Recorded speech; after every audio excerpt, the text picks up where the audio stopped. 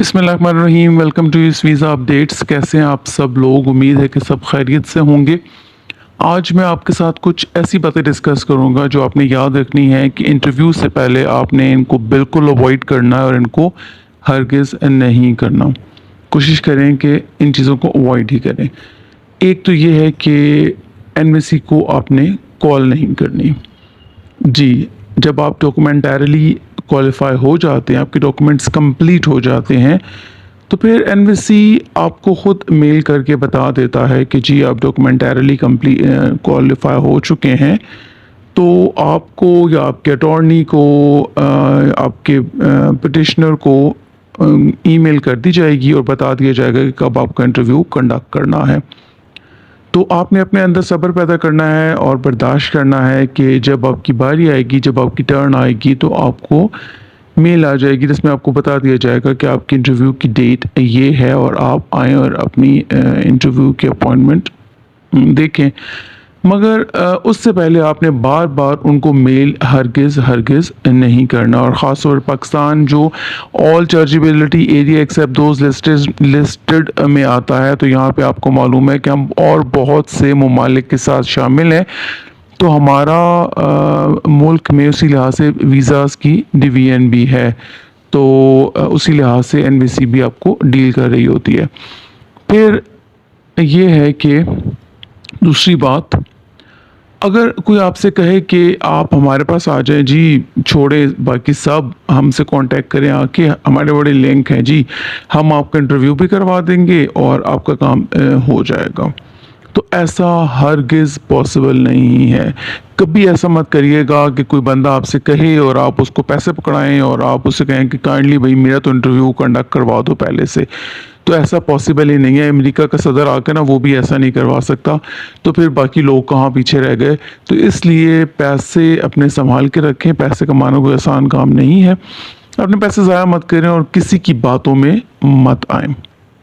अच्छा, नंबर तीसरी बात, अगर कोई आपसे कहे कि ठीक है जी इंटरव्यू तो करवाना थोड़ा मुश्किल है मगर मैं आपका केस एक्सपेडाइट करवा देता हूँ, तो ये याद रखिएगा कि केस एक्सपेडाइट करना कोई मामे जी का घर नहीं है कि आपने यहाँ उन्हें मेल की और आपने कहा कि काइंडली मेरा केस एक्सपेडाइट कर लें, मेरे वहाँ पे रिश्तेदार मेरा इंतज़ार कर रहे हैं, या मैं बहुत दुखी हूँ या मैं बहुत उनको मिस कर रहा हूँ, तो आप मेरा केस जो है वो एक्सपेडाइट कर दें और आपका केस जो है वो एक्सपेडाइट हो जाएगा।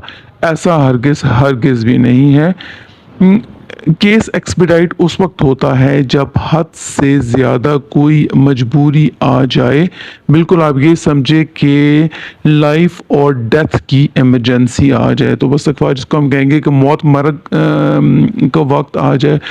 क्योंकि एनवीसी वाले जो है ना ऐसे किसी भी चीज़ को नहीं देखते।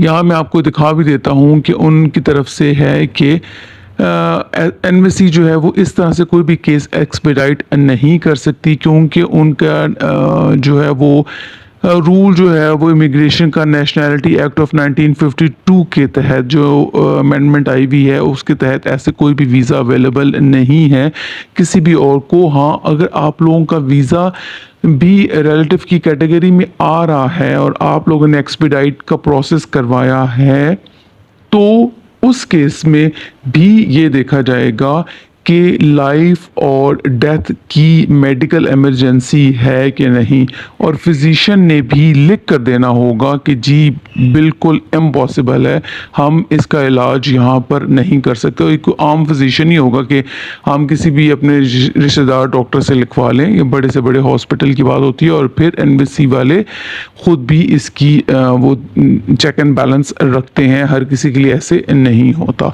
लिहाजा केस एक्सपेडाइट करवाना कोई आसान काम नहीं है। किसी की बातों में आके अपने पैसे ज़ाया मत करिएगा। उसके अलावा आप क्या है कि एक तो ये कहा जाता है कि अपने मेडिकल बिल्कुल भी नहीं करवाना जब तक आपको इंटरव्यू की मेल नहीं आ जाती। मेडिकल कोई सस्ते नहीं हैं। आप घर के 5-6 में फैमिली मेम्बर है ना, तो 3-3.5 लाख रुपया बन जाता है। तो लिहाजा ऐसी कोई हरकत कभी मत करिएगा। और इवन एक और बात मैं आपको बता दूं कि मेडिकल करवाना कब है आपको, मेल तो आपको आ गई, मगर मेल तो आपको आई है, उसके बावजूद आपने कम से कम अपने इंटरव्यू से 3 हफ्ते पहले जो है ना वो मेडिकल करवाना है, उससे ज़्यादा मज़ीद जल्दी नहीं करवाना है, क्योंकि मेडिकल 6 माह बाद एक्सपायर हो जाता है, उसकी वैलिडिटी ख़त्म हो जाती है। तो कोशिश हमने यही करनी है कि जल्दी एक्सपायर वो ना हो।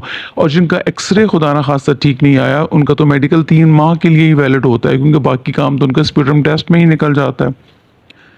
अच्छा, उसके अलावा ये है कि मेडिकल की एक और बात ये भी है कि अगर आपको बुखार है या आपके बच्चों को बुखार है, तो बराए मेहरबानी मेडिकल करवाने मत जाएँ, इसको थोड़ा-सा डिले करवा लें, क्योंकि हॉस्पिटल वाले भी मना करते हैं, और दूसरा ऐसी केस में एक्स-रे अमूमन ठीक नहीं आते, और खामा-खाई जो है वो आपका मेडिकल जो है वो भी, उसकी वैलिडिटी भी कम हो जाएगी और आपके लिए प्रॉब्लम बन जाएगी। इवन अगर आपको खांसी वगैरह आ रही है तो बराए मेहरबानी उसका इलाज जल्दी कर लें, और मेडिकल से नज़दीक कोशिश किया करें कि गरारे वगैरह करें और इस तरह के काम करें। अच्छा, एक और इम्पॉर्टेंट बात ये है कि अगर आपके DS 260 में कोई गलती हो गई थी, या वैसे आपसे कोई गलती हुई भी थी, और वो गलती आप समझते हैं कि बहुत ज़्यादा इमरजेंसी वाली नहीं थी, बहुत ज़्यादा इम्पोर्टेंट नहीं थी, आम गलती थी, मगर फिर भी एक गलती थी, एक ब्लंडर था जो कि हो गया, और मज़े की बात है कि आपने आज तक उसे नोट ही नहीं किया, और अब जब इंटरव्यू का वक्त नज़दीक आ रहा है तो आपको पता चला है कि ओहो, ये हो गया, मेरे नाम के साथ तो छोटा सा ये डल गया और बाकी कहीं पे भी इस तरह नहीं हुआ हुआ था, या कुछ और गलती इस तरह की हो गई। तो अब अगर आप उनको कांटेक्ट करेंगे तो याद रखिएगा कि अब कांटेक्ट करने का मतलब है कि आपने अपना इंटरव्यू जो आने वाला था उसको डिले करवा दिया। डिले होने की वजह क्या हुई कि आपका DQ जो हो चुका था वो DQ अब आपका आगे चला जाएगा, दोबारा से आप डॉक्यूमेंटरली क्वालिफाई होंगे।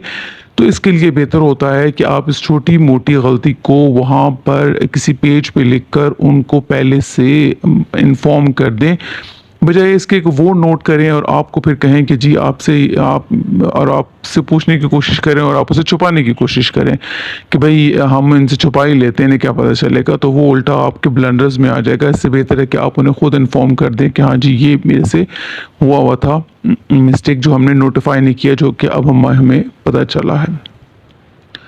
और फिर मैं आपसे यहाँ पे एक बात लास्ट में एक दफ़ा फिर कहूँगा कि US कॉन्सुलेट को ईमेल करने की कोशिश ना करें कि कब हमारा इंटरव्यू कंडक्ट होना है, कब हमारा इंटरव्यू कंडक्ट करेंगे, बराए मेहरबानी कर दीजिए ये वो, क्योंकि इससे वो बार बार आपको रिप्लाई नहीं देने लगे।